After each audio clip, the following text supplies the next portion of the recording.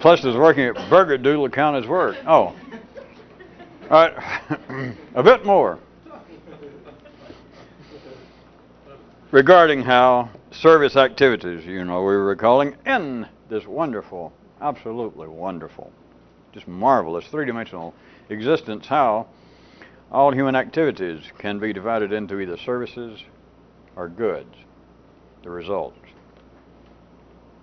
And we were pointing out in a certain particular way, still tied to the emergence of speech as becoming a contemporary fourth S, an absolute requirement for life to continue as it is. And we were pointing out, we were discussing, if you recall, how it is that service activities must ultimately appear to deal in some sort of goods. You could look at it, and we were using such things as religion and psychiatry, but anything that seems to be a service industry must ultimately, apparently, put out some sort of goods to survive. You could look upon it, to jump a bit more symbolically, all right, metaphorically. You could look at speech as being almost, for you who are musicianally inclined or otherwise, you could look at it as almost an electronic add-ons, like accessories. It almost becomes, that speech becomes like a reverb, a delay unit, a enhancer. For those of you people who are not stereo nuts, aficionados or musicians, there's electronic equipment that simply massages, manipulates sound waves and signals, and that's known as all sorts of things. Well, hell, I know all of you play electric guitar in your spare time. You know what reverb is, and all kinds of electronic enhancers that goes under certain names, wah-wah pedals, and things that I don't even want to pronounce.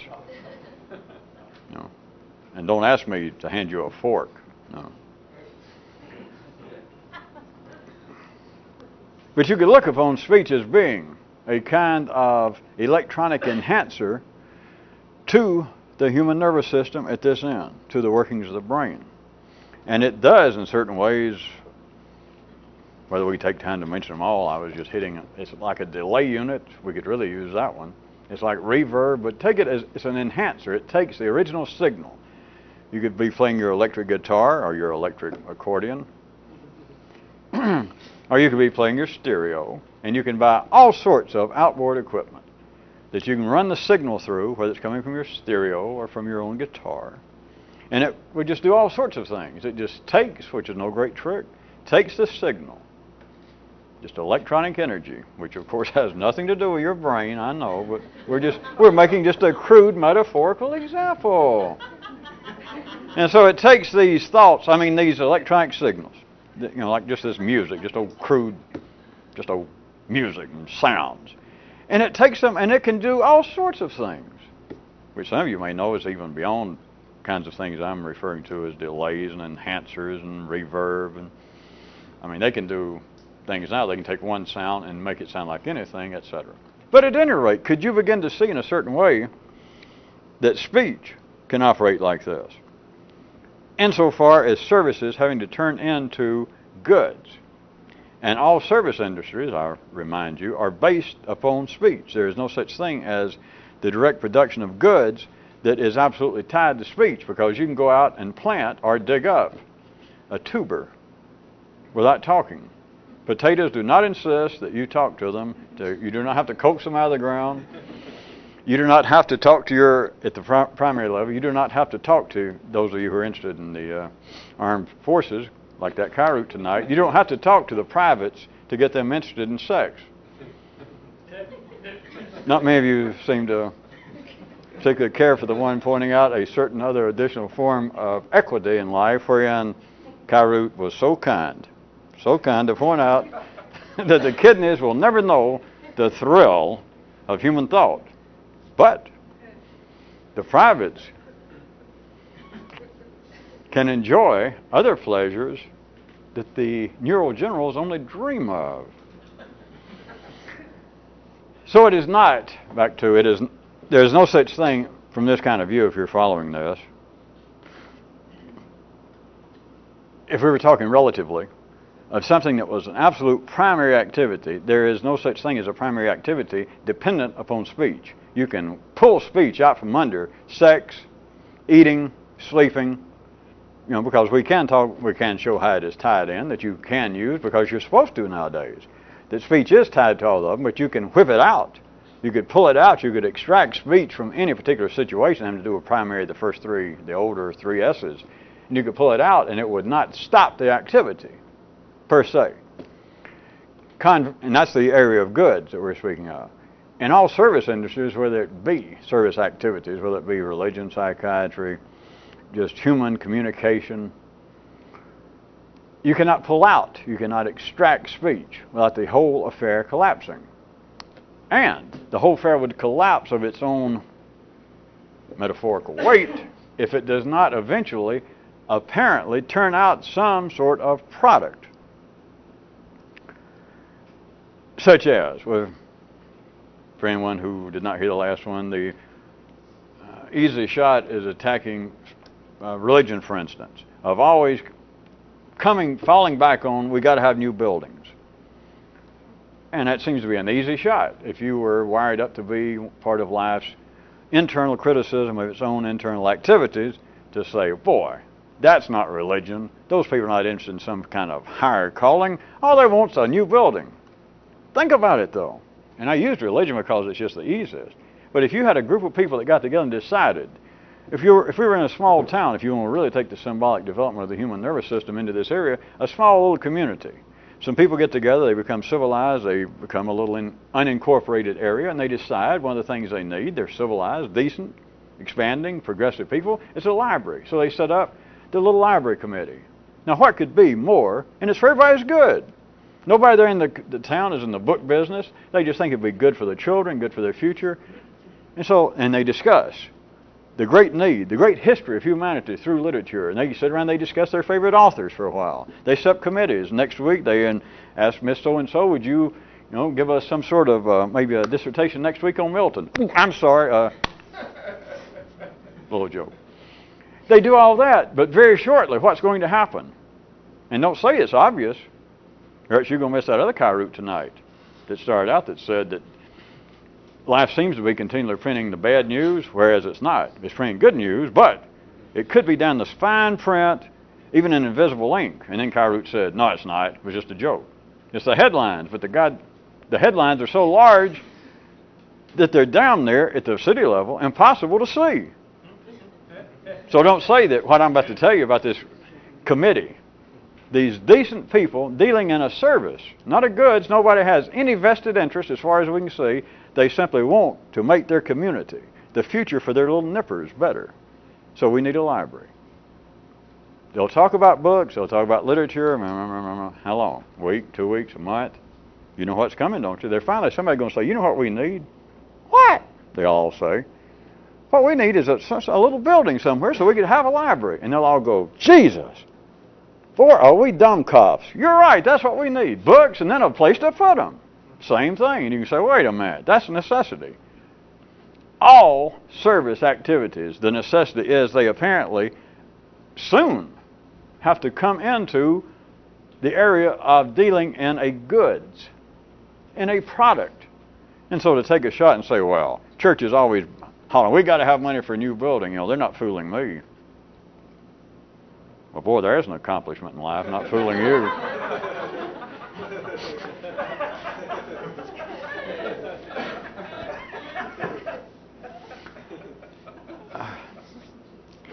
All right, so that sort of brings up to date. Now let's get a little bit pushy air into the big headlines right in front of your little faces. All of these, all service industries, everything that apparently is not dealing in some goods, in a product, something tangible, they must soon, they must eventually, they must ultimately, they must soon begin to deal in an apparent product. And we've given examples. Now, how about real close up to the headlines? Why, from one view, from one verbally explainable or detailable view, why is this so? Oh, you're asking me. Oh. All right. Here is one description. It becomes, that is, the very soon falling into apparently putting out or doing in a product. Like, all right, we got to have a building. We can't go on with this library committee, or we can't go on with this religion. We can't go on with trying to come up with this new science of psychiatry or whatever it is. We can't go on, by God, until we come up with, and it appears to be a product. But that you can say, well, no, wait, it's just a necessary stepping stone, or it's just a necessary tangible. We've got to have a building in which to put our books. You can't deny that. No, I can't. But let me point out to you what operationally, from a more complex view, is happening. They must soon apparently start dealing in a product so as to, are you ready? So as to keep from having to face up to the question of whether my services are actually going to work or not. I'm glad I asked me, because that's it. Think about it. Now, at the real crude view, and I trust we don't have crude people watching this, you could say, well, that's another cheap shot. That's a criticism of people. Nay, nay. It's just so unusual, it's so untoward, it's so far outside the three-dimensional view that it has to sound as though it is some kind of aggression taken on things as they are.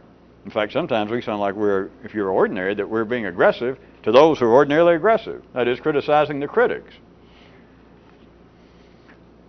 Think about it, though. All services, I don't care what it is. If it is something that is speech-based to start with, there is this, nobody questions it this way. Nobody can look at it or have no occasion to. But there is serious doubt as to whether the service activity has any validity whatsoever. There is. If you don't go back to religion, we'll assume that I have at least convinced you that this is not, for the time being, any attack on religion. Well, it's never an attack, but what I mean is that you don't think right now it is.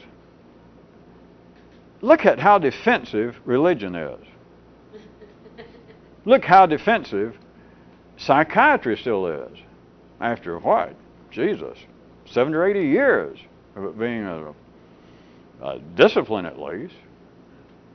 Look how defensive everything is that doesn't have a product. If it has a product, if you want to get symbolically crude for a second, if it has a product, if you go buy an oil filter and you put it in your car, or you try to put it in your car, and it turns out it was made for a NASA rocket, let's assume that you're doing, in the ordinary world nowadays, they do have to be fairly legitimate. You go back and you say, it didn't work. And they say, all right, here's another one. Here's your money back. But you do not go back. You can't go back and get somebody if you go buy a pair of shoes or you go buy a goods, a product. You cannot get people defensive about it in the same way that they will if you go back to a priest or a rabbi or a psychiatrist. You go back to a psychiatrist and say, I've been coming to you now for X amount of weeks or years, and I don't feel any better. Now, you better have some time on your hands, because that man's about to give you an explanation that's probably going on. Make Rip Van Winkle go, what? What? And at least you worry about psychiatrists, think about yourself. What if you give advice?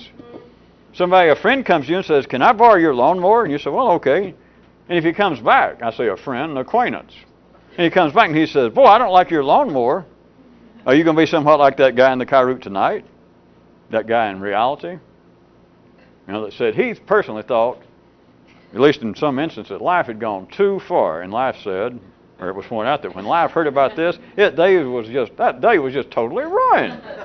The guy comes back, your acquaintance, and says, I don't care for this lawnmower at all. I'm sure that you would feel somewhat like life was like, well, boy, is my life ruined, or at least this day, right? But give somebody advice. Do something that is speech-based. Somebody comes and says, well, here's my problem. I'm having a problem with my family or my wife or my lover. What? And I trust you. What would you say? And you go, well, I'm glad you asked me. I'll be glad to help you. And you go, blah, blah, blah, da, da, da, da, da, da, and you do your dance. And they come back and say, well, I tried what you said, and that woman stabbed me, goddamn, almost got me in the kidneys.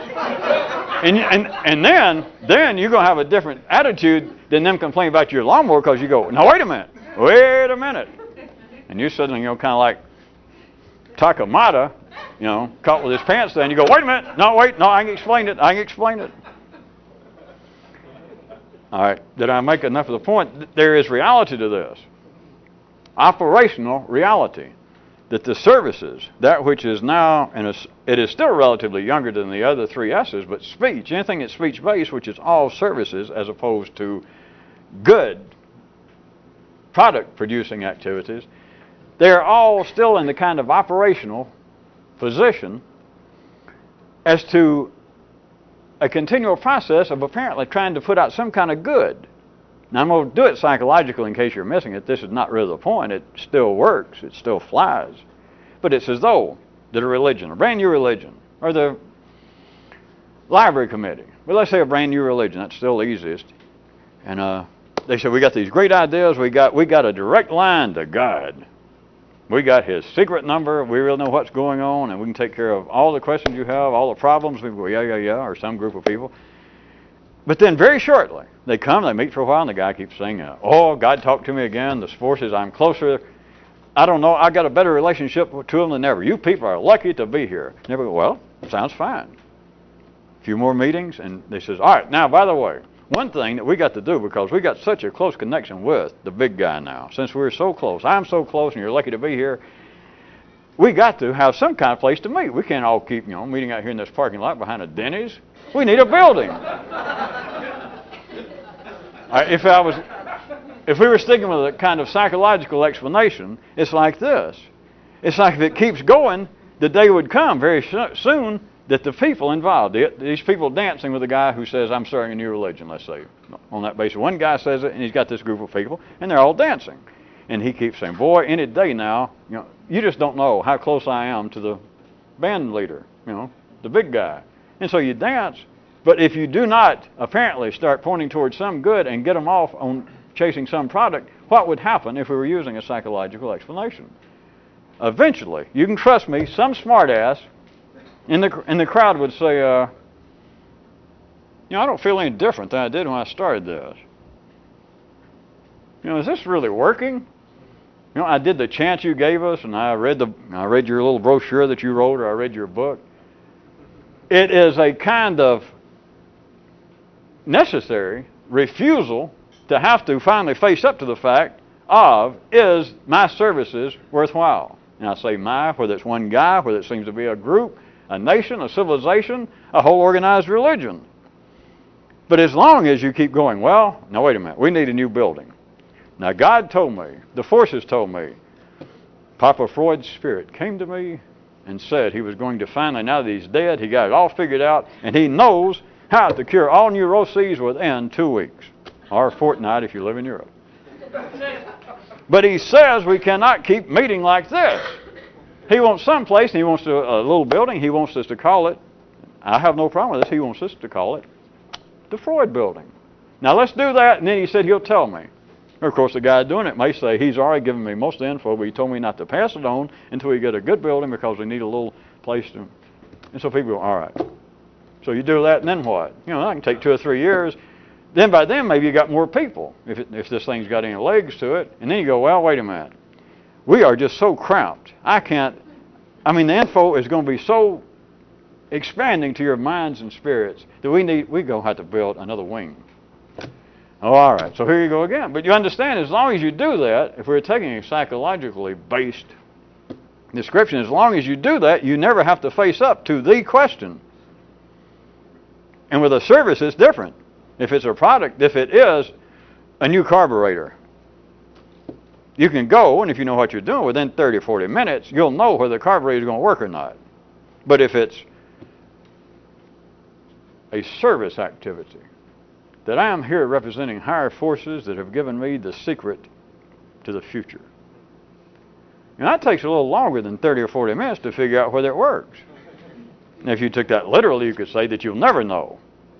But at the operational level of three-dimensional reality, the day would come if the service activity did not either die out, any particular one, or else start apparently, at least temporarily, start dealing in some kind of product. Like, well, hold on, we got to get a new building. We got to get ourselves a building. If it didn't do that, you would not have that same kind of time frame of 30 or 40 minutes to find out whether the carburetor actually works, and if it doesn't, you take it back. And assuming again they're fairly ordinary and legitimate, they give you money back or they give you a new one. But they do not whine, they do not cry, they do not have to explain. They do not have to distract you.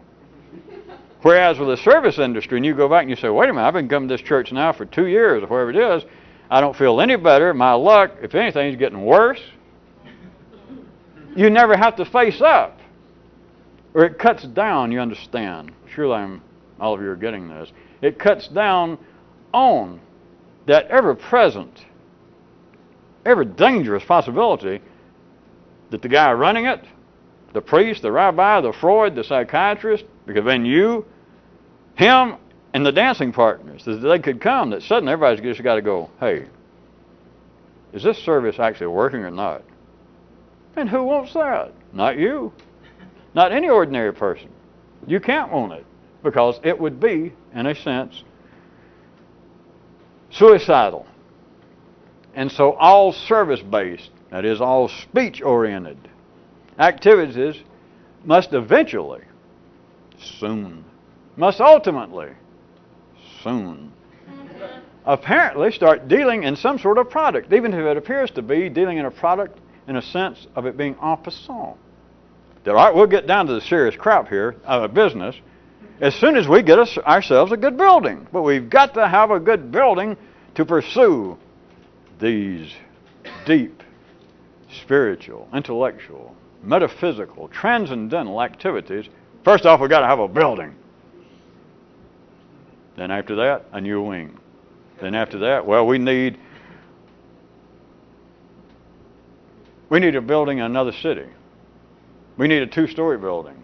We need a private place for me to live while you're building another building. It has to constantly be that, and it is not religions. It is not their peculiar bailiwick. Where I was leaving you off also last time, if you recall, that once you grasp this, in the full sense of it,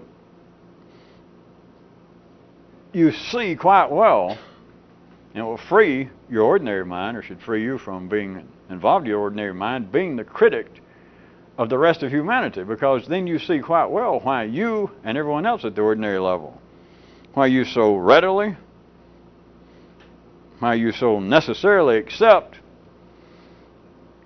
the ordinary forms of collective, meaningless, pseudo-serious, dead-end thinking. Which I guess sounds like a critique again. But it's you accept conventional wisdom. Even if conventional wisdom says we don't know what we're doing. If conventional wisdom says we don't have the answer yet. Which normally was ordinary, civilized, educated people at any particular time always passes for some middle of the middle class bell curve of intelligence. That, well, there are still questions pressing on us about why is there injustice in the world? Where is the political fortunes of humanity going? What are we doing to the environment? And if nothing else, the product seems to be such as this. That all the information is not in. We need more research. We need some more statistical information, which of course requires more money. We're going to have people chip in here and help us out. We've got to be able to push this. You've got to get Congress to put out the money, such as they make it and it's not coming out of your pocket. It is all still, it's not a political statement, it is all still a product, the appearance, the illusion, the appearance of this speech-based activity, a service activity, apparently having some product, at least along the way. That as we're pressing along here, we must of necessity have a building. We must of necessity hire some more scientists because we do not know. The evidence we do have, the statistics we do have about the greenhouse effect, God, it's spine-tingling. If just 1/10 of it is true, but we need more info. A product. But once you understand that, you understand with you and everybody else. So if there's no longer any criticism of you saying, wait a minute, anything that I'm not interested in, anything that doesn't fit into my hobbies, anything that doesn't fit into my immediate response to what's going on, you normally think about is, my fellow man, by and large, are a bunch of dunderheads. Even some of them that are out there organized and marching or have organizations. By and large, a lot of them are just peckerwoods. They don't know what the hell they're doing. How could they believe that? And what it is you're pointing at is the appearance of some conclusion, which is the appearance of a product, that they came to some finality. Once you understand that all speech-based activity must do that to live, then you're left with this. If you're following this, you're left with what is known as man's individual personality being in the same position. If it does not put out an apparent product, I think in most people's case, what do you call it? I. If it doesn't put out an apparent product, some bundle, a neural pattern that seems to congregate, notice I didn't say coagulate, well, there is a certain form of decency demanded by civilized people. Bundles congregate and they apparently produce a product, not just a continual service, a product. You can see it on the basis of what seems to be one's individuality, or you can do it on the basis that I was just trying to direct your attention to, the continuing apparent acceptance of collective wisdom, which always comes to some collective conclusion. Even if the conclusion is that we don't have all the facts, then that is the collective wisdom up to today. If you're interested, if you're wired up to be an environmentalist, and that was your largest concern, never mind Dante and the 7 rings of hell, we're worried about holes in the ozone layer, such as that. And if you say, I want to be up to date, I want to be a part of this because I know that humanity's future rests on this and blah, blah, blah, it's your hobby. It is digging in conclusions. Let's just call it the environmental movement. I'm using that similarly to religion and psychiatry. But the movement, for it to be alive, which it is, it's been alive now for a long time, it has to apparently be dealing in product. And not just one product, it changes. But the product can be the conclusion, which is a product can be that we don't have the conclusion yet. But you've got to understand that is a product. If you decided, well, I need something to do in life. I want to do good. I'm just bored, so I'll go join the environmentalists. They seem to have a lot of fun, and they don't have to. Anyway, so you go over and you say, well, what's going on? Where do we stand now? And the conclusion can be this. It can apparently be a non-conclusion. It can say, well, and of course they will rattle off all the bad news up until today. It may be in fine print and that's there, but they will rattle that off, and you go, yeah. And they say, and you say, well, but where do we stand? I mean, where are we? And they say, well, at least we've reached the point that we are much further along than we were 10 years ago when we actually started this, sort of, at least our organization. We were in the vanguard at the time. But then we were just shooting in the dark. We just knew something was wrong. We could look around at the quality of the air. We could smell. We could look at the water. We knew something was wrong. But we've come a long way now. Look over here. We have a library. By the way, if you'd like to help contribute to the wing, we're still paying for it. But we have this whole wing now. And look at it. And you look at it, and it's staggering. And you say, well, wow, I guess you got all figured out now. No. What this has done is show us, are you ready? What all this work has done is show us, got the corks ready? How little we know. But that is the conclusion contemporaneously. And you could take, for me doing all that, again, if you took a certain position, it would not be, even from a logical view in the land of sequential seriousness, to take a view and say, wait a minute, that is some kind of facade, if not hogwash. Because if you don't have a conclusion, how can you say that not having a conclusion is a conclusion? How are you going to try and entice people and say, well, come join our church because we don't know what the hell is going to happen to you after you die? Oh, sure, we got this. Of course, they don't say that. They say, what's going to happen if you're part of us is, boy, you got it made. And you say, well, can you, show me a satisfied customer? Like Nationwide Auto Parts may have a list of people who enjoy their rebuilt carburetors and will speak up for them. But no church can say, well, here's a list of people you can contact that will say how great it is since they've died that they bought our carburetors.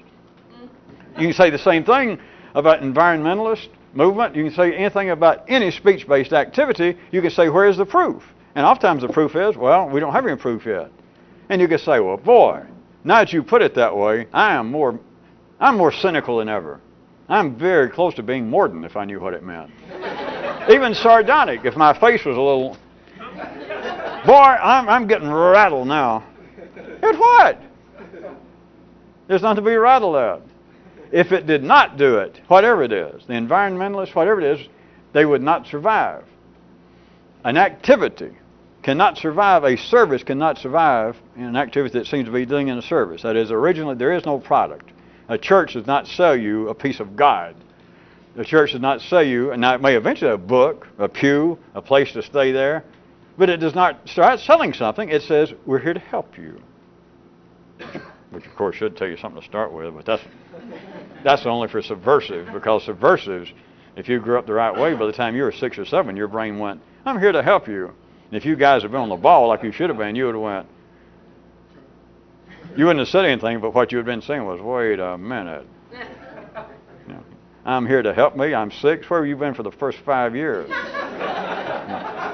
Forget the stuff about rabbis and priests and parents saying, we're here to help you. The first voice comes somewhere else. At any rate, it would be easy, as I was trying to do if you didn't lose your place,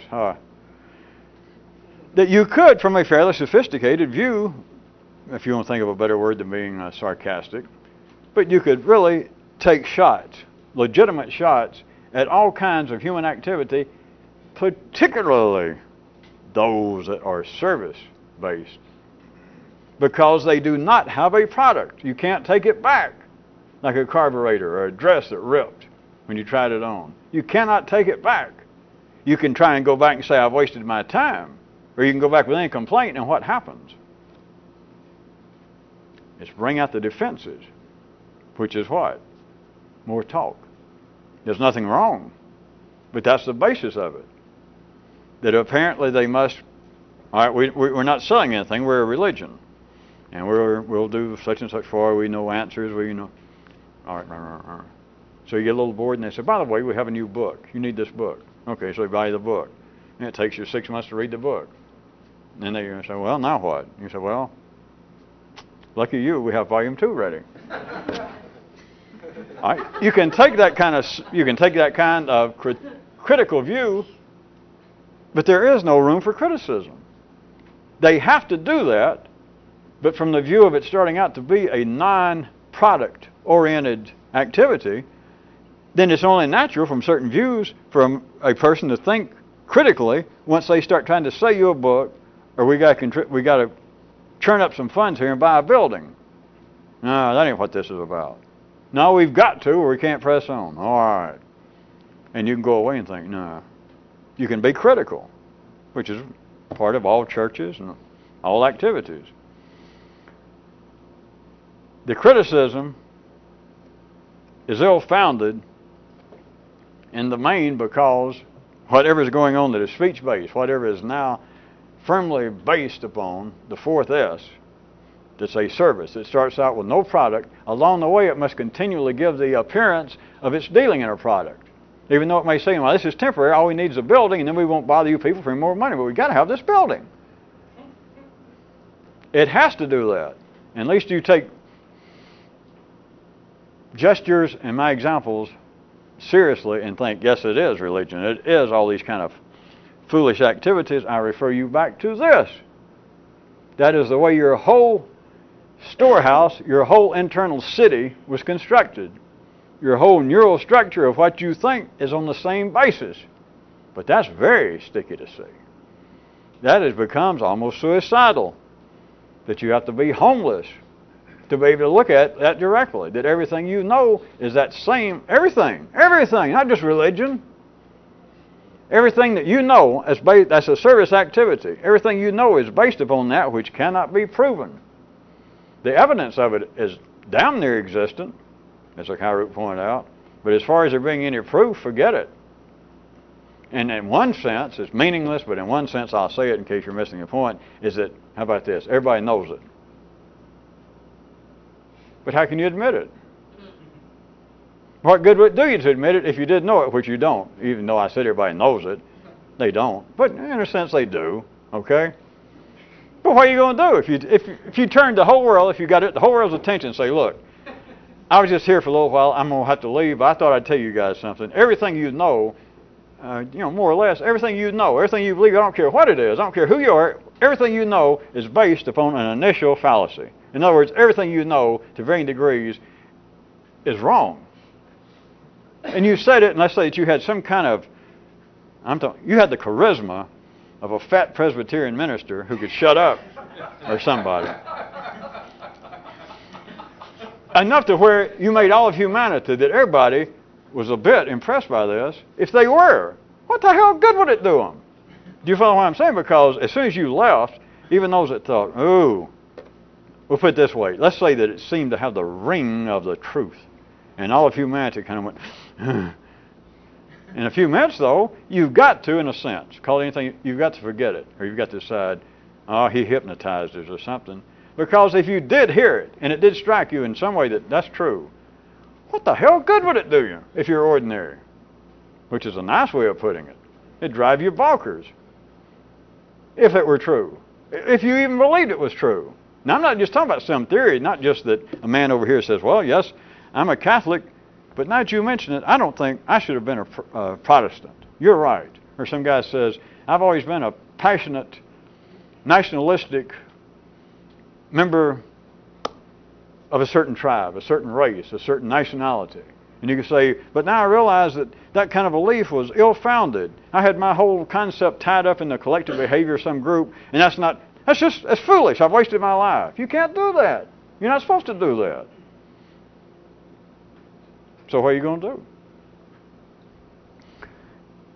And that would be the end result, if you were following, if all services, that is, all things that did not initially, by anybody's definition, did not additionally have some product to sell, some goods.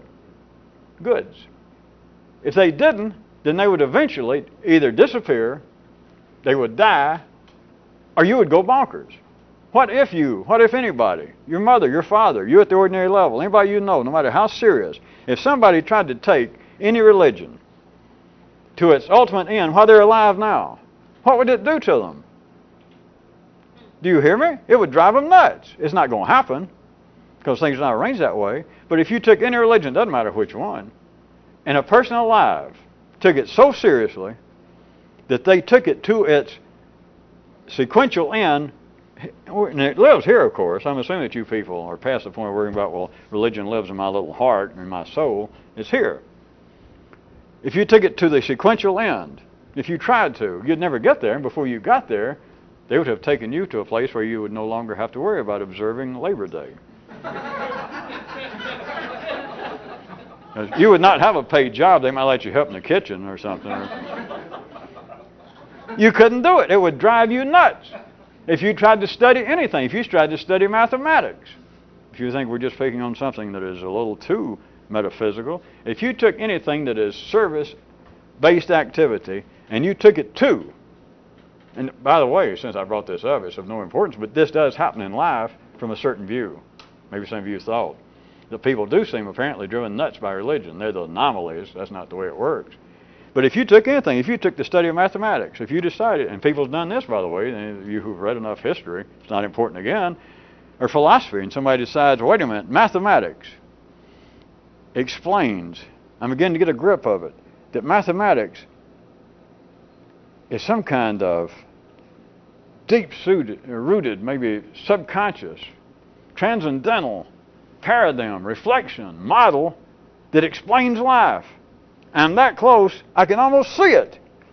If I just had some more drugs or more caffeine or something, I'm that close. It's the same thing as religion.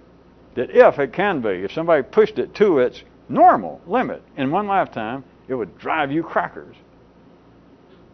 And it does not have to be religion. It could be reading, trying to find the lost chord, trying to write a symphony that when it's played, it would do something transcendental to people. It would make you fall into another state. It would make people cry. It would make people suddenly realize the truth of life, which the arts talk about all the time. And at the ordinary level, artists, thinkers, everybody in the service industry will say, well, I'm working on it. At times, music strikes me that it makes me cry. It makes me feel closer to my fellow man. It does all sorts of things. And at times, I feel like I might be able to compose something that would help others feel that way. But in the meantime, I got a gig to play, and I got a songbook. I got It's my life story here in a little paperback. There has to be a product. It has to be here. You have to believe that, well, I've gotten somewhere at least. And what you're saying is I've gotten to a place that at least internally I'm civilized. I am somewhat stable. I can more or less answer to my own name when anybody calls it. And I can tie my shoes. And I walk in the bathroom in the morning, I look in the mirror, and I don't go, who are you? You know?